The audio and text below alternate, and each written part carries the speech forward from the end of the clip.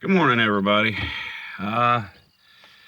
Sitting here in my truck, getting ready to go to work, and I've heard a lot of people talking about this new proposal that's going through a lot of states about kind of circumventing the Electoral College when it comes to electing a president.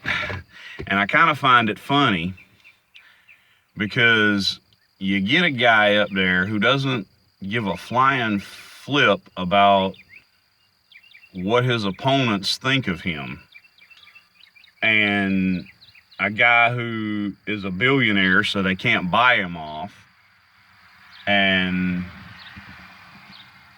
now you're trying to change the rules so somebody like that can never get in again. And to those of you who don't like and don't support Trump, that's your choice.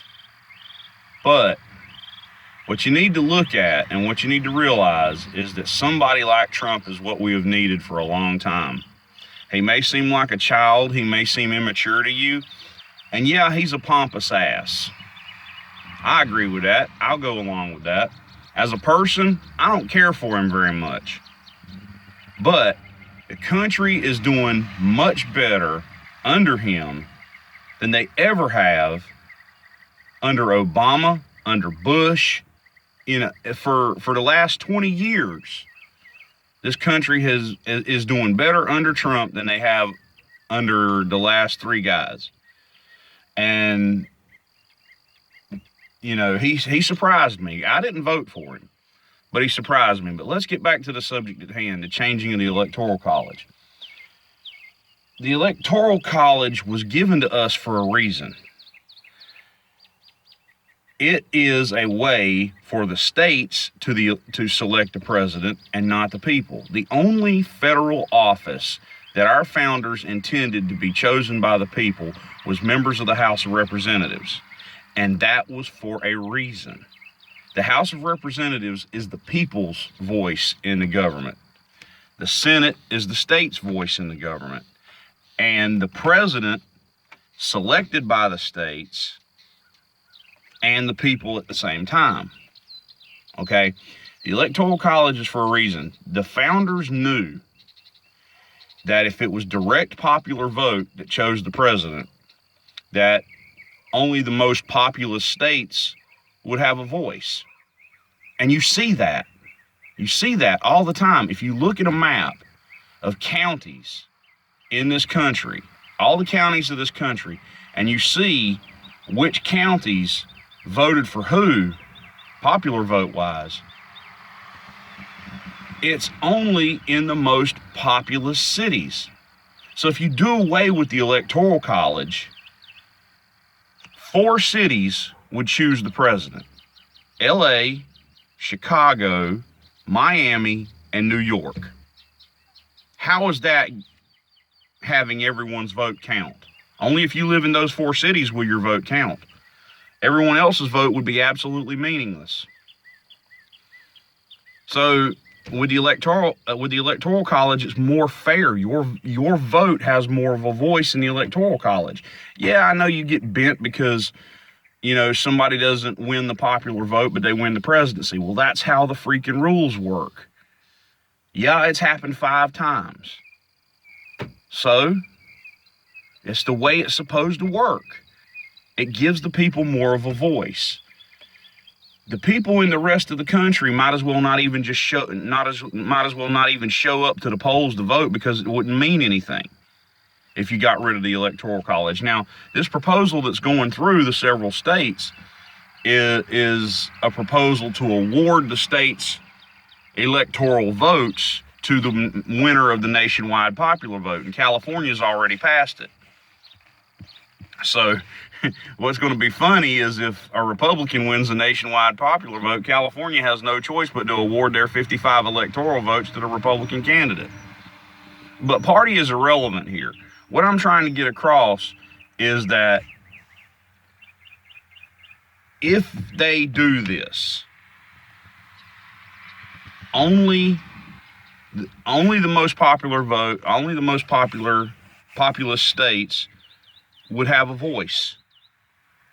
North Carolina, the people of North Carolina, their voice would mean nothing. The people of Ohio, their voice would mean nothing. The people of Kansas, their voice would mean nothing. Why should they even bother to come out to vote? It makes no sense. It's a stupid reason. You guys are just, these people that are trying to do this are just bent out of shape because a guy got up there that they didn't want to get up there, and now they're trying to change the rules. It's a bad idea. So if this proposal comes to your state, I highly recommend that you fight against it and keep the system in place as it should be. Because unless you want people to be elected that you do not approve of,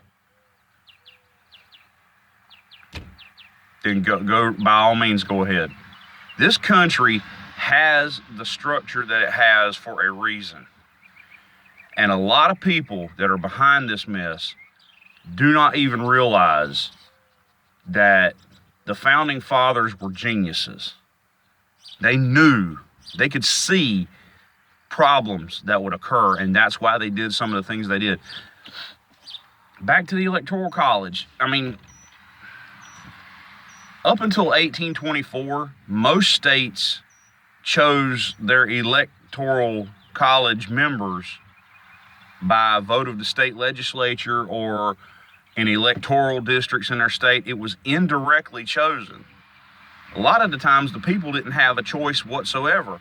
Only in 1824 did states start having popular vote choose the president, or choose the electors to choose the president. And the last state to do away with it was South Carolina in 1868. So if you think about it, the people of South Carolina did not even choose the president of the United States until the 1868 election.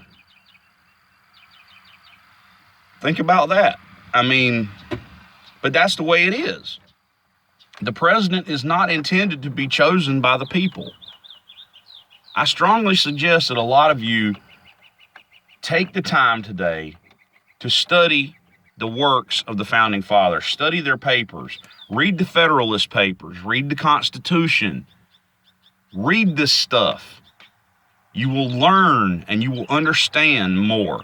I'm amazed that this stuff is not taught in schools anymore, and it burns me up to know that the people of this country are so damn stupid that they want to change the rules just because they're whiny, butthurt little bitches. And I'm sorry about the language, but that's the way it is.